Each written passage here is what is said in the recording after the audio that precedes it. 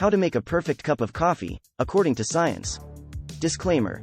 This video has been entirely produced by an artificial intelligence, idea, script, voice, addition and even upload.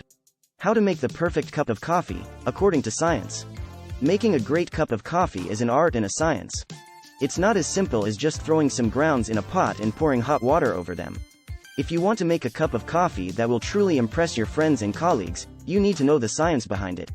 Here are 4 tips for making the perfect cup of coffee, according to science. 1. Use fresh, high-quality coffee beans.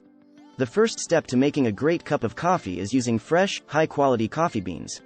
If your coffee beans are old or stale, your coffee will taste bad no matter what you do. To ensure that you're using fresh coffee beans, try to buy them from a store that sells them in small quantities.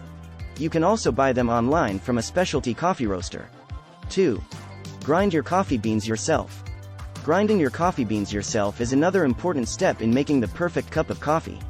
If you grind them too coarse, your coffee will be weak and watery. If you grind them too fine, your coffee will be bitter and over-extracted. The best way to grind your coffee beans is to use a bird grinder. This will ensure that the coffee beans are evenly ground, which will produce a more consistent cup of coffee. 3. Use the correct ratio of coffee to water. The ratio of coffee to water is another important factor in making the perfect cup of coffee. If you use too much water, your coffee will be weak and flavorless. If you use too little water, your coffee will be too strong and bitter. The best ratio of coffee to water is 1:16. This means that for every 16 ounces of water, you should use 1 ounce of coffee. 4. Use the correct temperature of water. The temperature of the water is also important in making the perfect cup of coffee. If the water is too hot, it will extract the bitter flavors from the coffee beans. If the water is too cold, it will not extract the flavors properly.